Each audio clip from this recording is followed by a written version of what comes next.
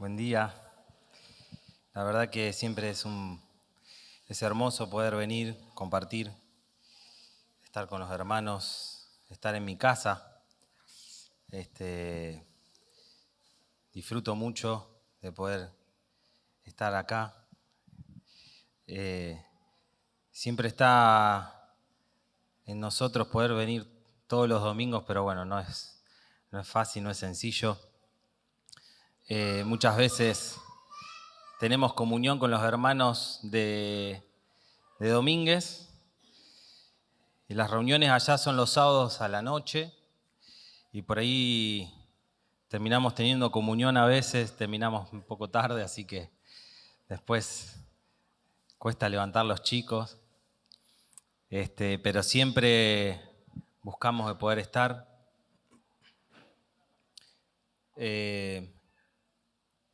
Quería compartirles algo sencillo esta mañana, pero que ya hace unas semanas que el Señor está poniéndolo en mi corazón y bueno, lo comparto con ustedes para que también el Señor pueda bendecirlos y tratar sus vidas, formarlos.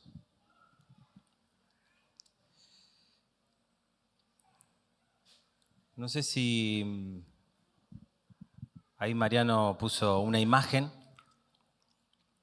Me gustaría preguntarles qué es lo que ustedes, lo primero que se le viene a la mente cuando ven la cruz. Me gustaría preguntarles qué es lo primero que piensan cuando ven la cruz. Así que bueno, si alguno quiere decir, los escucho. Entrega por amor. ¿Alguien más? Perdón. ¿Alguien más? Salvación. Sacrificio. Sufrimiento. Aleluya. ¿Alguno más? Esperanza. Victoria. Amén. Fe. Yo quería hablarles hoy sobre tomar la cruz, porque fue algo que Jesús le dice a los discípulos. Dice Mateo 16, 24 y 25. Gracias, Juan.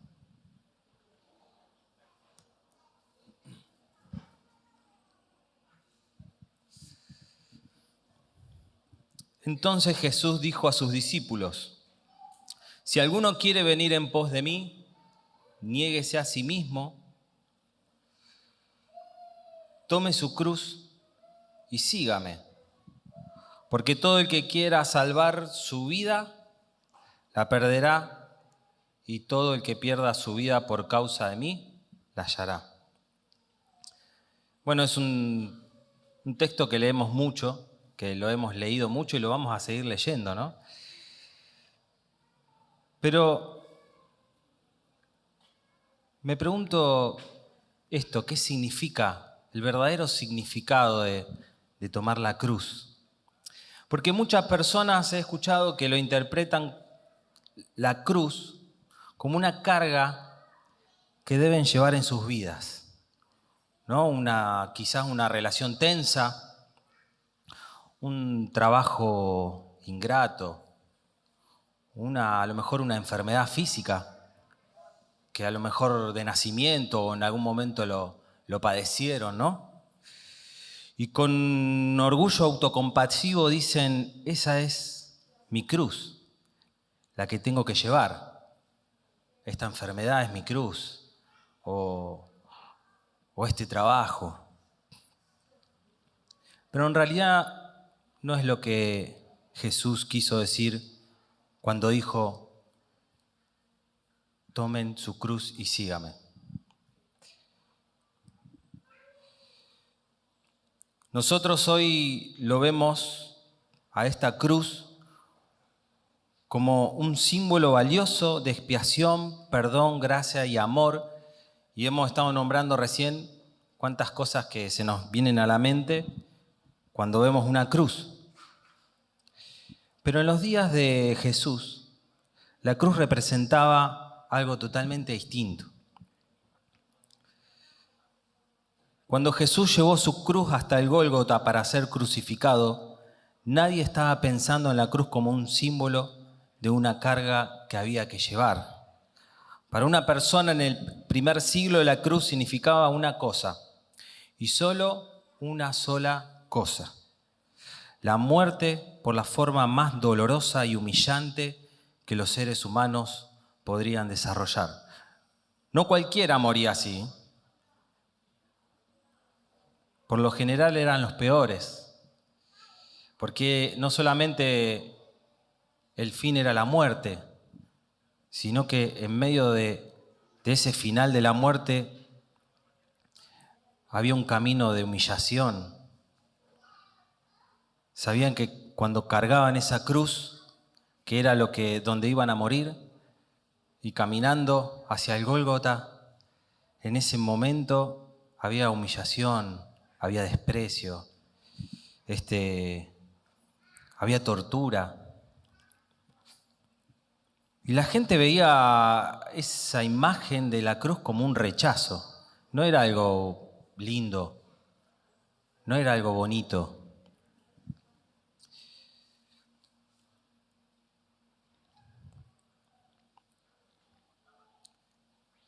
Pero en los días de Jesús la cruz representaba solamente una muerte tortuosa, puesto que los romanos obligaron a los condenados a llevar sus propias cruces al lugar de la crucifixión. El llevar una cruz significaba llevar su propio mecanismo de ejecución, mientras se enfrentaban al ridículo por el camino a la muerte. Por eso, tome su cruz y sígame significa estar dispuesto a morir con el fin de seguir a Jesús. Esto se llama morir a sí mismo. Es un llamado a la entrega absoluta. Después de que Jesús ordenó llevar la cruz, dijo: porque todo el que quiera salvar su vida la perderá, y todo el que pierda su vida por causa de mí, éste la salvará. Pues ¿qué aprovecha el hombre si gana todo el mundo y se destruye o se pierde a sí mismo? Entonces me hago una pregunta: ¿por qué nos cuesta muchas veces tomar la cruz? ¿Por qué nos cuesta tanto? ¿Por qué a la sociedad le cuesta tomar la cruz? Y hay una palabra en este texto que leímos recién que dijo Jesús muchas veces, y a veces parece como que lo pasamos por alto o no le damos demasiada importancia. Y bueno, está en el mismo texto, ¿no? Dice que es que antes de tomar la cruz tenemos que tomar una decisión que nos cuesta mucho, y me parece que ahí está la clave. Dice: si alguno quiere venir en pos de mí, ¿qué dice? Niéguese a sí mismo. Hay otra versión, en la de Dios habla hoy, que dice: si alguno quiere ser discípulo mío, olvídese de sí mismo. Olvídese de sí mismo. Y esta decisión de olvidarse de uno mismo es la parte que nos cuesta. Nos cuesta negarnos, nos cuesta olvidarnos de nosotros mismos. Si Jesús dijo que primero busquemos el reino de Dios y su justicia, ¿por qué entonces seguimos mirando a las cosas de este mundo? ¿Por qué nos atrae tanto lo que nos puede dar este mundo? ¿Por qué seguimos confiando en la mano del hombre y no en la de Dios? ¿Por qué deposito mi seguridad en lo económico y no en Dios?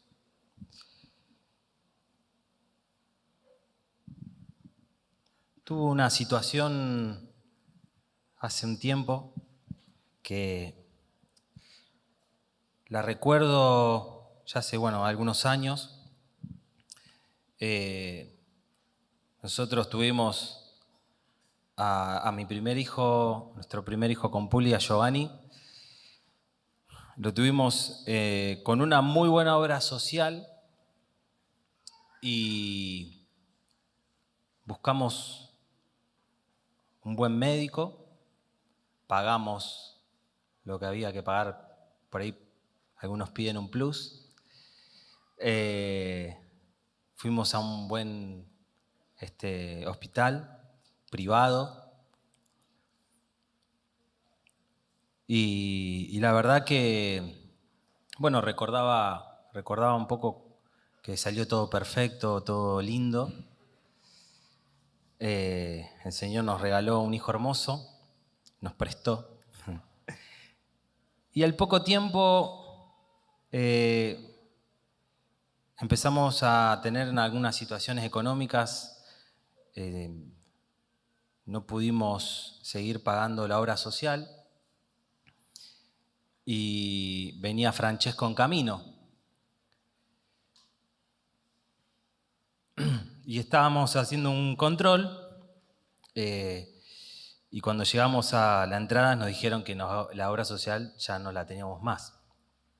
Así que nos pegamos la vuelta, nos fuimos y me disgusté, me puse mal, me sentí desilusionado porque yo digo, me pueden faltar muchas cosas en esta vida, lujos, no me interesa, comodidades, no estoy buscando cosas elevadas, pero digo, Señor, la salud de mis hijos no. Y sentí que se había equivocado. Porque no iba a tener lo mejor, pero lo mejor en la salud. Y cuando estaba en el auto, el Señor me dijo, entonces estás poniendo tu confianza en el hombre y en las cosas del hombre. Y ahí hubo un clic en mi vida. Y me di cuenta que a lo mejor había dejado toda mi confianza y había depositado mis situaciones de la vida, mi economía, pero la parte esta la decía, no, Señor, me parece que los médicos estudiaron y saben del tema y acá hay mejores aparatos, mejores máquinas, mejores comodidades. Y la verdad que fue un tiempo, el Señor me mostró muchas cosas. Lo tuvimos en un hospital municipal que sinceramente el hospital se cae a pedazos, pero la parte de maternidad es un lujo. Inclusive habían equipado todo con último modelo, aparatos muy buenos, los mejores médicos, no sé, por lo menos tuvimos una mejor experiencia que en el privado. Y escuchaba las enfermeras y doctores que se quejaban que venían de Buenos Aires, En tiempo de parir, las mujeres venían a pasear justo a Rosario y ahí donde estaban cerca del hospital para tenerlos ahí porque se habían enterado del lugar que era. Y la verdad que siempre pienso, ¿dónde deposito mi seguridad aún en la salud? Aún en lo económico. En tiempo de pandemia me tocó hablar con algunas personas de ahí del barrio donde yo vivo. Había un hombre que tiene dueño de una empresa, un empresario de buen nivel social y económico, y me decía, toda mi seguridad, toda mi vida había ahorrado por dólares, había guardado dólares. Y justo en la pandemia no se podía hacer nada. Digo, ¿de qué me sirve ahora esto? Me decía. Y mucha gente en medio de esa situación empezó a entender lo errado y equivocado que estaba el mundo, ¿no? Invirtiendo y metiendo cosas en cosas de este mundo cuando de un momento a otro todo puede desaparecer. Cuando de un momento a otro estamos tan cerca de quizá de la muerte. Y empezamos a encontrar qué es lo que tenemos al lado nuestro, en dónde hemos invertido.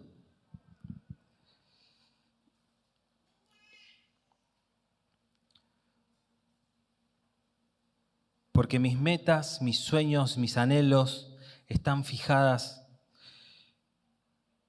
a veces en una carrera, un trabajo. ¿Por qué invierto todo mi tiempo y mis fuerzas ahí? Y no estoy diciendo que está mal estudiar, trabajar, proyectar. Es algo que Dios le agrada que tengamos. A Dios le gusta que disfrutemos. Pero hablo cuando deposito mi corazón ahí. Y que mi vida está centrada en eso. Y yo miro para... Mi visión está en ese lugar. Y ahí es donde le doy con toda. Invierto mi fuerza, mi tiempo.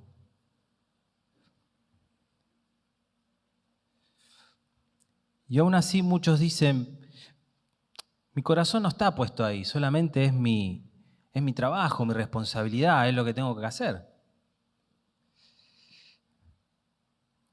Pero cuando viene el diablo tentando con algo, no sé, doy un ejemplo, ¿no? El trabajo. Tenés un nuevo puesto de trabajo, pero vas a tener que estar más horas. Y entonces digo, bueno, tengo que sacrificar mi tiempo. Es necesario. Pero puedes elegir. Mirá que no hace falta, pero es tiempo, este es el tiempo. Yo a mi edad muchas veces escucho gente mayor que me dice, este es el tiempo tuyo para invertir, porque cuando seas grande lo vas a disfrutar. Pero ahora tenés la fuerza, ahora es el tiempo de trabajar, de esforzarte, de juntar, para que después disfrutes vos y tus hijos y tus nietos. Pero me parece que Jesús no decía esas cosas. Jesús decía, buscad primeramente el reino de Dios y su justicia y todas las demás cosas se van a ir añadiendo. No significa que no vas a tener nada y vas a ir cada vez peor y te vas a empobrecer y vas a pasarla mal y vas a estar mal de salud. El Señor va a ir añadiendo conforme a tu corazón porque te conoce y sabe qué es lo mejor para vos. Pero tu mirada tiene que estar allá arriba, en el cielo.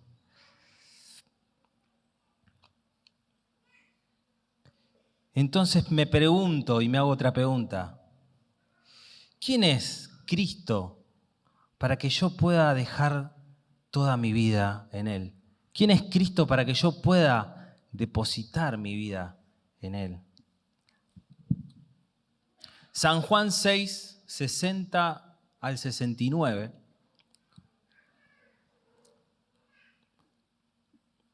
Dice: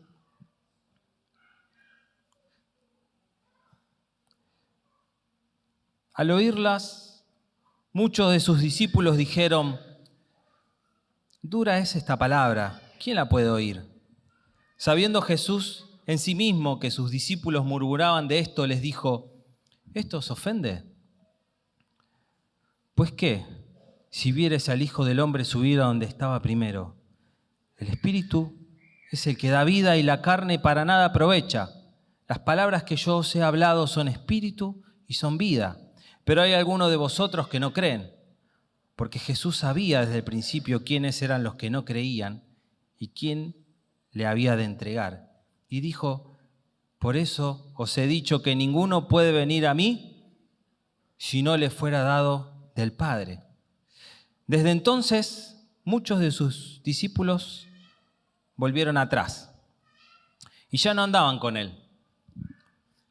Dijo entonces Jesús a los 12: ¿queréis acaso iros también vosotros? Le respondió Simón Pedro: Señor, ¿a quién iremos? Tú tienes palabras de vida eterna, y nosotros hemos creído y conocemos que tú eres el Cristo, el Hijo de Dios viviente. Este texto el otro día lo estaba leyendo y hay algo que me llamó la atención. Yo siempre creí que la gente que lo seguía era gente quizá que buscaba, bueno, lo conocía a Jesús, había escuchado de Jesús y sabía que hacía milagros, ¿no? Hablaba bien. Entonces mucha gente lo seguía, dice, mucha gente lo seguía. Y también estaban los 12 discípulos, que era algo más íntimo. Pero dice en el versículo 66, desde entonces muchos de sus discípulos volvieron atrás. O sea, no era gente que lo había visto una sola vez y cuando dijo algo que no les gustó se fueron a sus casas a seguir con sus vidas. Está diciendo que eran sus discípulos.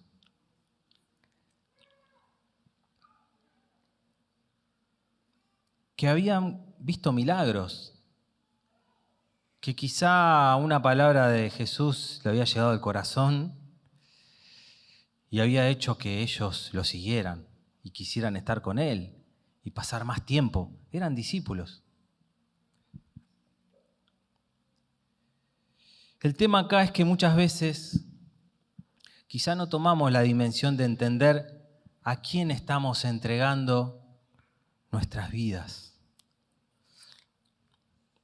Porque lo estamos dando todo, no es poca cosa, estamos dando nuestra vida completa. Y para nosotros podemos darle a un niño un celular y a lo mejor él hace 2 pasos, lo tira, bueno, compraremos otro. O le prestamos el auto a un amigo y lo choca y bueno, son cosas materiales, no sé, cuestan, pero la podemos volver a conseguir. O no pasa nada. Seguimos con vida, seguimos viviendo, pero estamos depositando algo valioso porque Jesús nos pide en realidad algo valioso, que es nuestra propia vida. Y no es una parte de mi vida, es mi vida entera. Entonces digo, pero ¿le entregaría mi vida entera a alguien que no sé si realmente existe? O que a lo mejor a veces es un Dios que está justo cuando pasando alguna situación, está mirando para otro lado. o está viendo otras tribulaciones más fuertes que las mías. Entonces yo digo, bueno, si yo realmente no sé quién es Dios, no puedo entregar mi vida completa a alguien que no conozco, porque no lo conozco.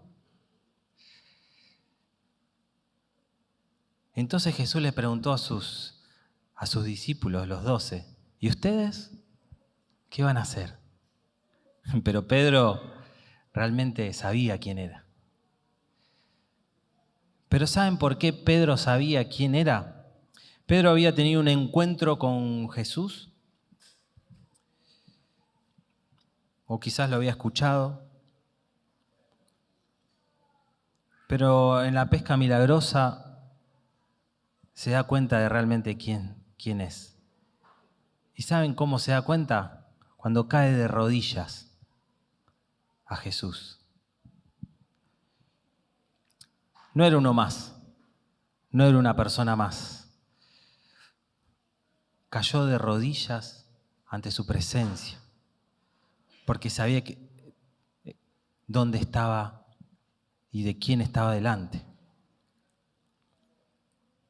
Cuando nosotros tenemos un encuentro con Cristo, nuestra vida no puede ser la misma. Hay algo que pasa. Caemos rendidos a Él, porque realmente encontramos quién era. Y si realmente no conocemos y no lo conocemos, nuestra vida se la vamos a entregar a medias. Nuestras situaciones, sí, te entrego una parte, Señor, pero esto es mío, esto es valioso. Esto no te lo puedo dar. Esto no me lo toques.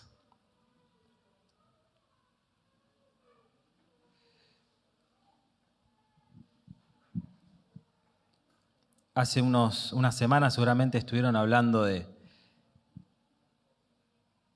del señorío de Cristo, ¿no?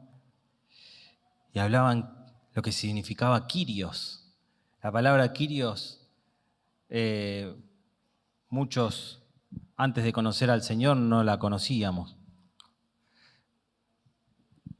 Porque, bueno, no es una palabra nuestra, pero lo que representa esa palabra tampoco la entenderíamos en este tiempo, porque el Kyrios es el Señor.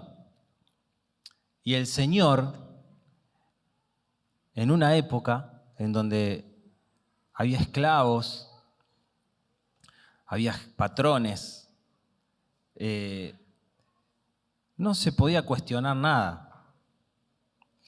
No era como un jefe de un trabajo de hoy, en donde yo le puedo decir, no, pero si lo hacemos así a lo mejor es mejor y puede escucharme. Nosotros somos nada, esclavos. No se discute nada. Máxima autoridad.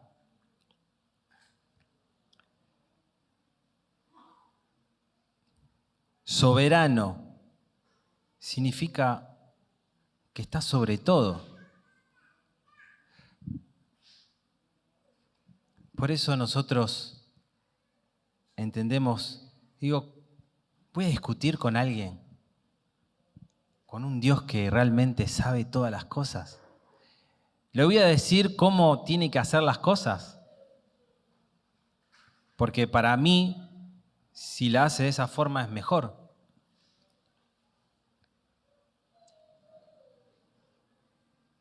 En realidad, Dios es perfecto y conoce todas nuestras situaciones. Dice la palabra que la iglesia primitiva perseveraban en la comunión, en la oración, en la enseñanza, partimiento del pan, en la predicación cada día. Los hermanos de la iglesia primitiva,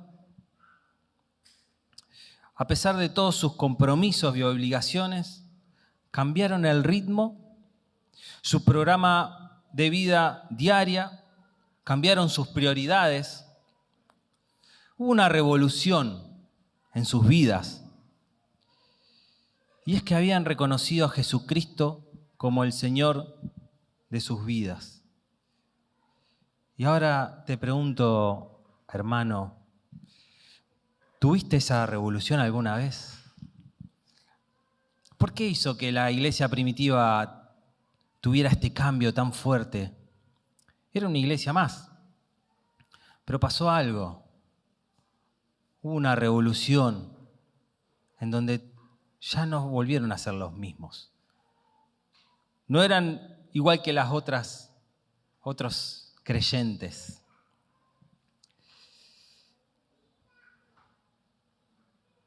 Esa revolución que alguna vez tuviste, ¿sigue estando o se apagó? En la actualidad algunos dicen no tengo tiempo. Y lo que pasa es que están llenos de otra cosa. Y cuando sobra algo de tiempo, ese tiempo se lo dedican a Dios.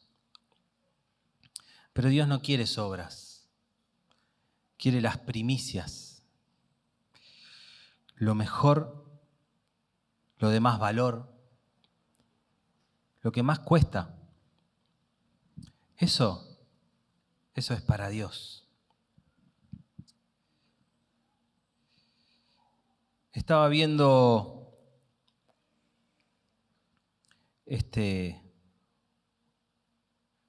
un video, nos habían pasado el otro día, estábamos en el grupo compartiendo, y hablaban sobre unos misioneros que habían ido a Irán. En la iglesia iraní, o sea, en ese país obviamente los cristianos son perseguidos y los matan. Yo no sé si alguno vio ese video sobre el testimonio de un misionero que fue a llevar Biblias. Y este misionero empezó a ver lo que pasaba en esas reuniones que eran en secreto. Y dice que había uno en la puerta, en un huequito miraba que no venga nadie, y entre ellos había profecías, había palabra, no había Biblia porque era un peligro, entonces todos se memorizan cada texto, quizás hasta libros enteros. Y había una presencia del Espíritu Santo, uno daba una palabra, otro traía profecía y entre todos hacían la reunión. Y este misionero dice, yo no hablé, no dije nada. Pero entonces le dice, ustedes son mis héroes, le dice al pastor iraní. Dice, ¿por qué? No, dice, porque ustedes están acá y dispuestos a que los maten. La verdad que yo siento que son mis héroes. Pero el pastor iraní le dice, ¿vos sabés que al revés? Yo siento que ustedes son mis héroes. La iglesia occidental. Nosotros acá, dice, vamos al mercado, tenemos 2 marcas de arroz. Nos conformamos con eso. Tenemos una ropa gris, una blanca y una negra y se acabó. No tenemos internet, no tenemos cable, no tenemos nada.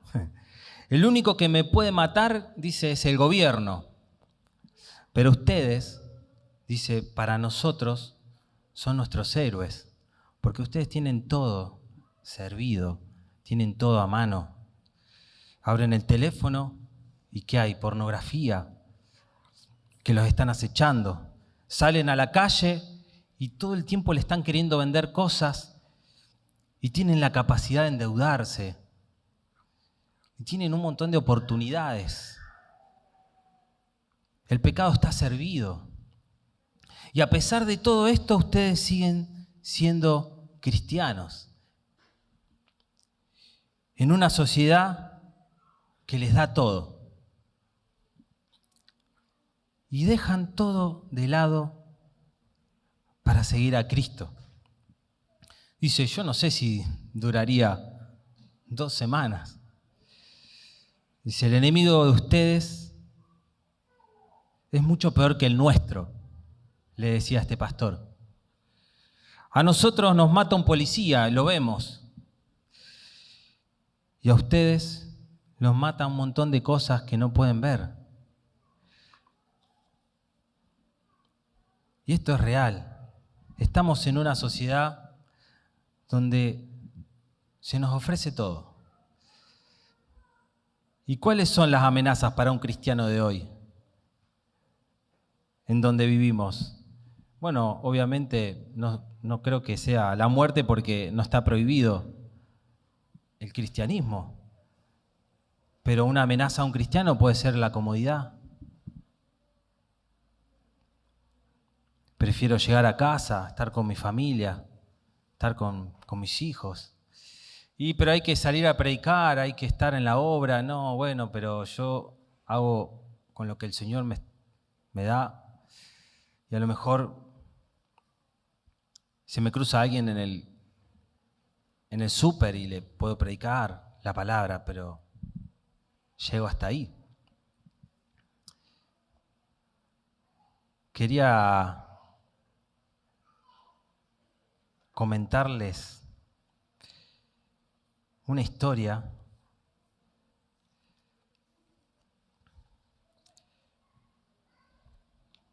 que está, obviamente seguramente la hemos leído un montón de veces. Es la historia de Israel.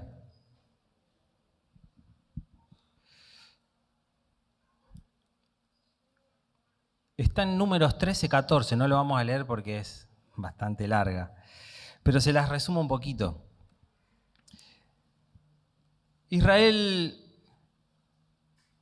había salido de Egipto, ¿no es cierto?, esclavos, y lo había llevado por este camino a la tierra prometida que Dios le iba a dar. Entonces llegaron a la tierra prometida y mandaron unos espías para ver cómo era la tierra. Se asustaron. Dice, quedémonos aquí, dice el pueblo. ¿Por qué? Porque veían las grandes murallas y gigantes, ejércitos, pero recontra preparados. Ellos andaban no tenían lugar, eran carpas, tiendas. Entonces dijeron, quedémonos aquí en el desierto. Somos libres de Egipto, gracias a Dios. Ya no somos más esclavos. Estamos acá en el desierto, tranquilos. Y si bien esto no es lo mejor, nos conformamos con esto. Antes que subir contra aquellos gigantes en esa maravillosa tierra prometida. Pero Dios le había dado una palabra. Les dijo, suban y se las daré. Y ellos dijeron, no podemos. La verdad que nos quedamos acá, aparte estamos con nuestros chicos, con las mujeres.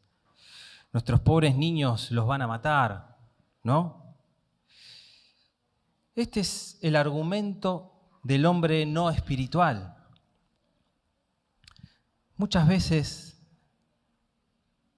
el hombre no espiritual dice, tengo que pensar en mi familia. Tengo una familia después de todo, hermano. Y Dios quiere que nosotros seamos sabios. Y no puedo llegar tan lejos. No puedo volverme demasiado espiritual porque tengo que pensar en mi familia. No puedo someter a mi esposa y a mis hijos a dificultades. No puedo poner una carga sobre ellos. Y la verdad que si siempre complacemos a nuestra esposa y a nuestros hijos, olvidamos que la mejor herencia que un esposo y un padre puede darle a su familia es el recuerdo de que fuimos hombres de Dios, que fuimos hombres de fe, de que fuimos para adelante con lo que Dios nos había mandado. ¿Saben qué pasó en esta historia? Sí, ya saben. En vez de llevar a sus esposas y a sus hijos a disfrutar de esa tierra prometida, los llevaron a vagar por 40 años en el desierto. A sus esposas y a sus hijos, en vez de llevarlo a disfrutar de ese lugar que Dios ya le había preparado y que les dijo, suban porque ya es de ustedes,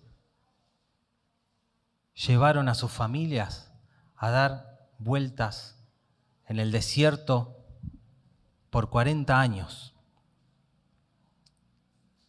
Esto es por no escuchar la voz de Dios, la promesa de Dios, por no creerle. Y no era cualquier pueblo, era el pueblo de Israel. Ellos habían pasado por un montón de milagros, ¿no? Cuando leemos esas historias que hizo Dios en Egipto, cómo lo había liberado de ese pueblo enemigo, cuando pasaron por el mar, los milagros en el desierto con golpeando la roca y brotando agua, o el maná. La verdad que nos damos cuenta de que el Señor está trayendo nuestras vidas y nos está queriendo que vayamos aún más, que lo conozcamos. Pero a veces nos conformamos con lo que Dios nos dio. Yo llegué hasta acá. Esto es lo mío. Y sí, Dios debe tener a un pastor y ya lo preparó con el tiempo y él está ahí porque Dios lo escogió desde el principio. O un evangelista, o una persona que pueda hacer milagros. ¿Y saben qué? El Señor Jesús nos dio a todos los dones para poder dar profecías, milagros, palabras de ciencia. Esto es lo que tiene que fluir en nosotros todo el tiempo, cuando nos juntamos, cuando vemos a un necesitado, orar por él, para que haya sanidad y que conozca a Cristo. No conformarnos, hermanos, con lo que tenemos. Vayamos más allá. No nos conformemos con lo que somos.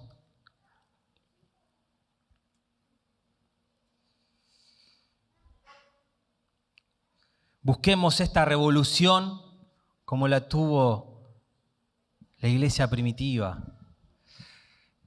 Porque esto es lo que empieza a pasar en nuestra vida cuando nos conocemos, encontramos a Cristo. Empieza a todo tener sentido, ¿no?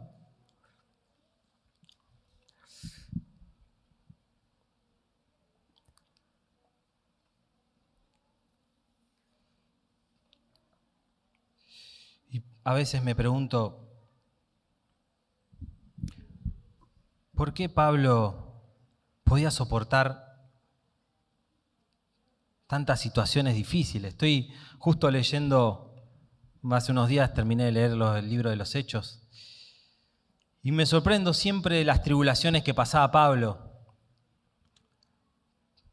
¿no? Cuando fue apedreado hasta lo dieron por muerto, lo bajaron de una canasta, de un muro porque lo querían matar. Las prisiones de esa época, bueno, los que tuvieron la posibilidad de conocerla, no eran como las de hoy. Estaban bajo las ciudades donde pasaban todos los desagües y los desechos de las personas y podían vivir si alguno le daba migajas, le tocaba el corazón a una persona y podía alimentarlo porque no habían comida.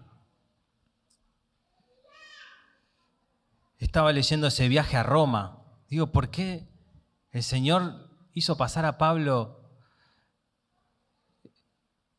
esas turbulencias climáticas, esos desánimos emocionales, para ir a llevarlo a Roma y hablar de Él, pero para que llegue a Roma y pueda hacer su voluntad, tuvo que pasar de todo.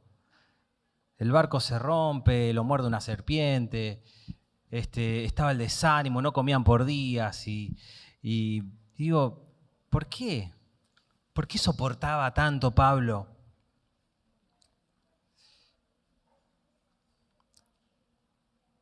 Y cuando el Señor Jesús lo llama, en Hechos 9:26 dice, porque yo le mostraré cuánto le es necesario padecer por mi nombre.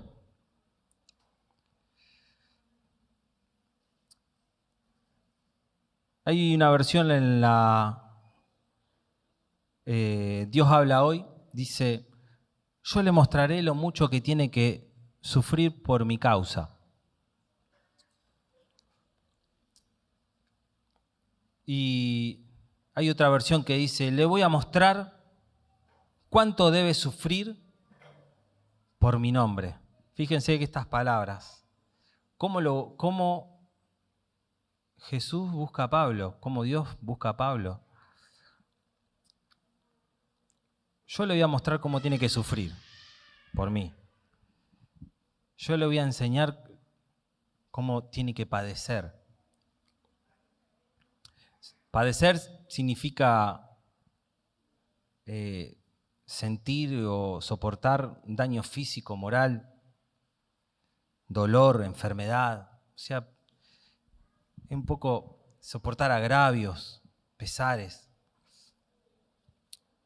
Pero no me imagino a Dios diciéndole a Pablo que lo llamaba para que tenga una mejor vida, para que disfrute. Pablo, yo te estoy buscando para que te vaya bien económicamente, para que prosperes, para que tengas una vida de placeres. Bueno, hay iglesias que predican así. Si venís el domingo,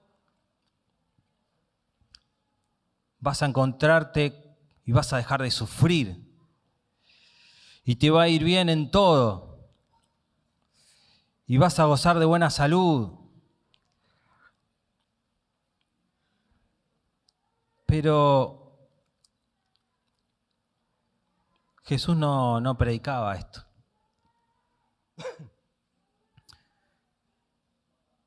Jesús en el Sermón del Monte nos avisa que no iba a ser todo color de rosas, que las tormentas van a venir.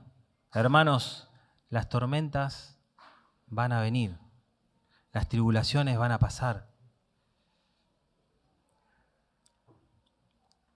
¿Estás dispuesto, como a Pablo, a padecer por él? ¿Estás dispuesto a sufrir por él?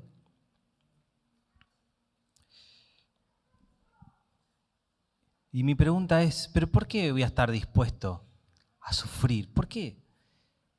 ¿Por qué mi respuesta es, si yo le pregunto a ustedes, y a lo mejor me dicen, sí, estoy dispuesto, pero en el corazón decimos, y no sé, la verdad que me cuesta. Pero hay algo clave acá. Acá hay algo importante. ¿Por qué? Porque aparece el área espiritual. Esta revolución que estábamos hablando recién. Aparece lo inexplicable. ¿Por qué vamos a aceptar sufrir? ¿Por qué? Si a nadie le gusta sufrir. Si no es algo lindo. Pero ¿saben qué dice en 1 Corintios 1:18? Porque la palabra de la cruz es locura a los que se pierden. Pero a los que se salvan, esto es a nosotros, es poder de Dios. Y el mundo te va a ver como un loco si decís que sí. Sí, realmente quiero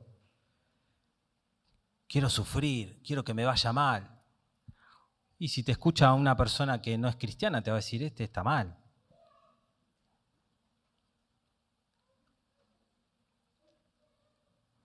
Pablo dice que la cruz es locura para los que se pierden.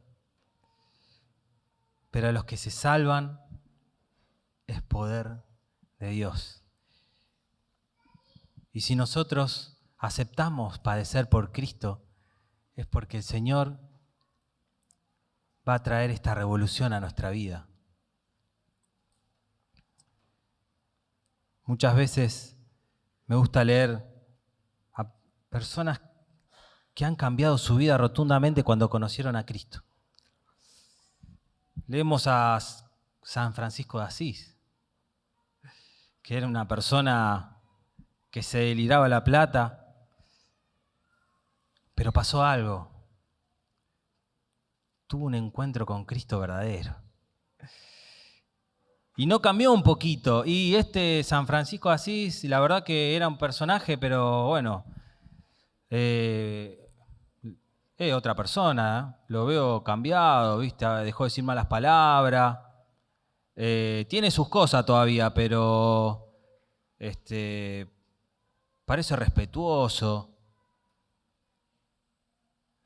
Pero pasó algo diferente con San Francisco de Asís. Hubo un cambio al 100%. No fue el mismo que antes. La gente ya no lo reconocía, lo daban por loco. Y empezamos a ver la historia de Lutero. Bueno, hay un libro de Claudio que me gusta mucho, que habla de algunos personajes así, hijos de paz, hijos de Dios. Tiene algunos testimonios muy lindos de personas que han hecho un cambio muy fuerte y cosas para Dios inexplicables. Cuando nos encontramos con Cristo, tienen que pasar cosas en nuestra vida. No podemos seguir siendo los mismos con algo mejorado. Ahora vienen autos, el full, viene el auto común y el full, ¿no? El común tiene todas las comodidades, pero el full tiene algo un poco mejorado. Es el mismo motor, el mismo auto, pero viene con algunos detalles que lo hacen un poquito mejor. Cosas estéticas a veces, algunas comodidades, pero en realidad no podemos ser la versión full de lo que éramos. Tenemos que tener un cambio diferente. Tenemos que ser totalmente distintos. Que no nos reconozcan. Esa persona que yo conocí ya no es la misma. ¿Por qué? Porque hubo un encuentro verdadero. Algo pasó en su vida. Y esto, querido hermano, déjame decirte que va a pasar cuando aceptes a Jesús y le digas, estoy dispuesto, Señor, a todo. Te entrego mi vida por completo a ti. Me olvido de mí mismo. Ya no me interesa quién soy. Ya no me interesan mis sueños, mis proyectos, mis anhelos. Ya no los necesito. Yo te necesito a vos, Señor. Yo quiero más de ti, Señor Jesús. Todo lo demás no me interesa.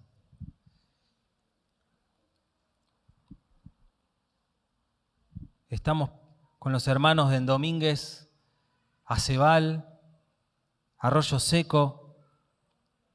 Hermanos que algunos tienen 1 año en el Señor, algunos tienen 6 meses, algunos recién convertidos de 1 mes.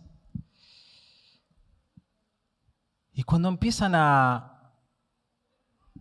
querer tomar la decisión de seguir a Cristo, le empiezan a pasar cosas. Empiezan con las tribulaciones, pero una atrás de la otra.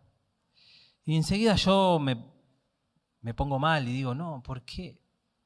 ¿Por qué está pasando ahora todo? ¿Cómo puedo ayudar?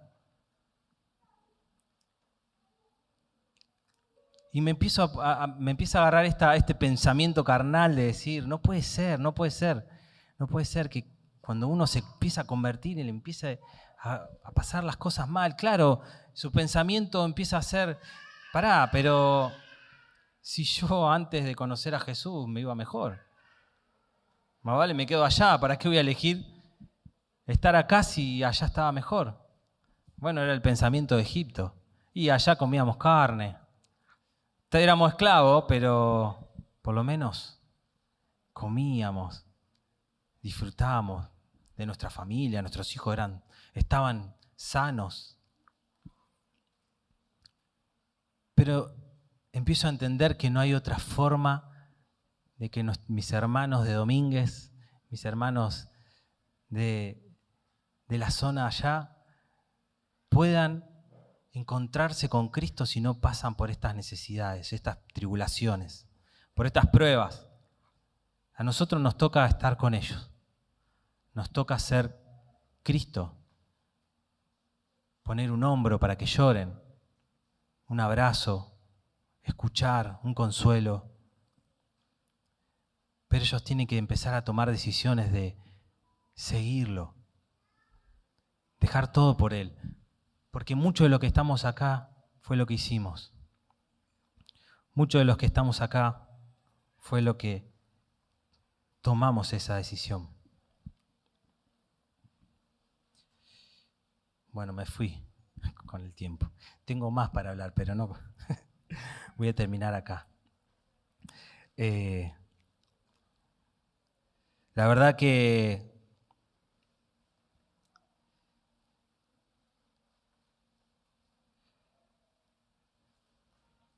les digo lo último.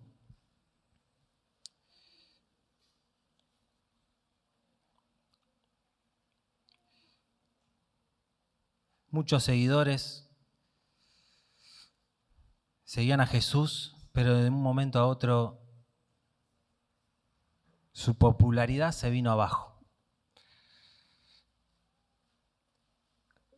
Porque lo que pensaban que iban a hacer en sus vidas o lo que pensaba que Él era, sintieron como una frustración o como que no era lo que esperaban.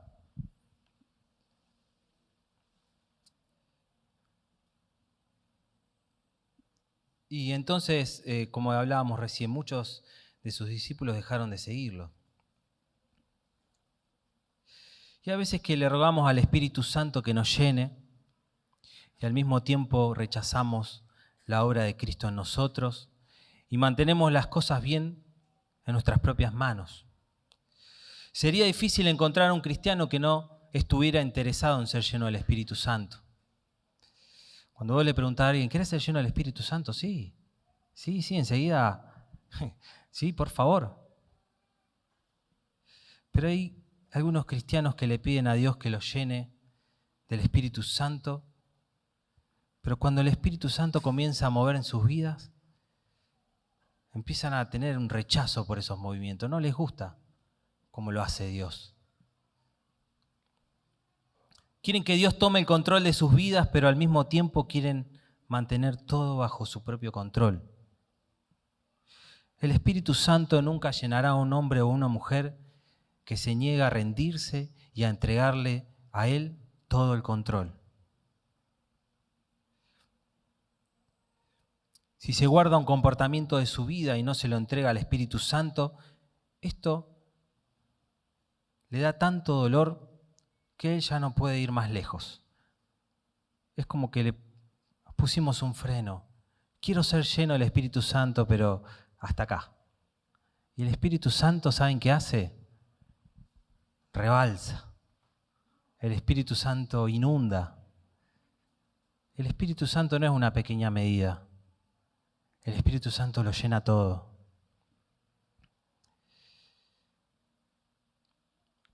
Por eso, en esta mañana, vamos a orar. No sé si alguno de los músicos quiere subir.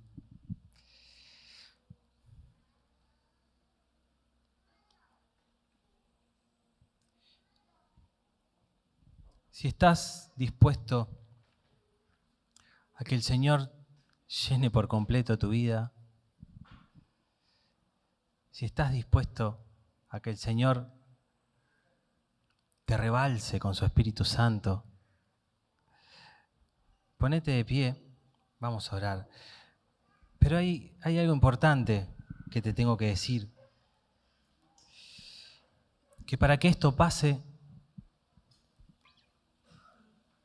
tenés que morir a vos mismo. Para que esto pase, tenés que olvidarte de vos. Tenés que dárselo todo al Señor. No se puede amar a Dios a medias.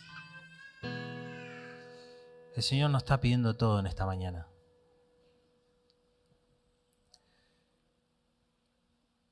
El Señor te está pidiendo completamente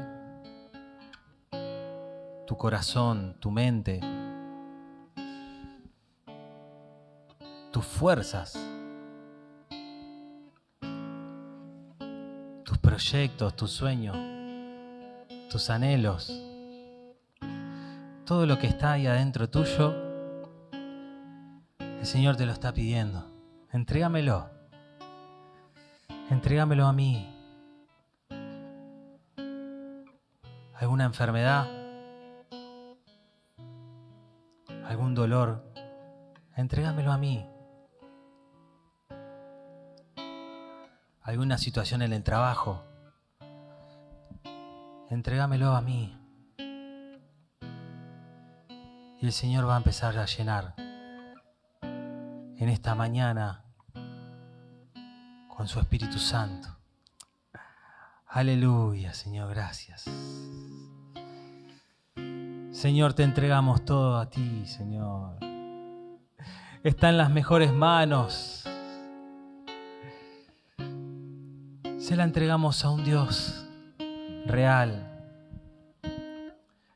No se la estamos dejando a un Dios hecho por el hombre, tallado con las manos del hombre.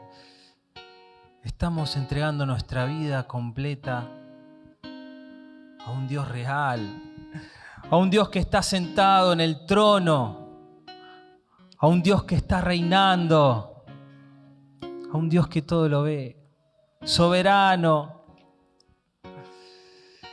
que conoce cada situación de nuestra vida. Oh, Señor, gracias. Te entregamos todo a ti, Señor Jesús. Y recibimos de tu presencia en esta mañana. Tu Espíritu Santo fluye. Ahora, ahora, ahora, ahora. Desciende, Señor, con poder en esta mañana. Abre los cielos, Señor, derrama de tu presencia en esta mañana. Que tus ríos fluyan, Señor, que fluyan, que rebalsen nuestras vidas, que rebalsen nuestros vasos. Queremos irnos diferentes, Señor, esta mañana, en el nombre de Jesús. Queremos irnos distintos, Señor, de cómo vinimos. Queremos que en nuestra vida haya una revolución. Queremos conocerte, Señor, verdaderamente. Queremos conocerte, Padre. Aleluya, Señor. Te amamos, te adoramos, Señor. Bueno eres. Gloria. Amén.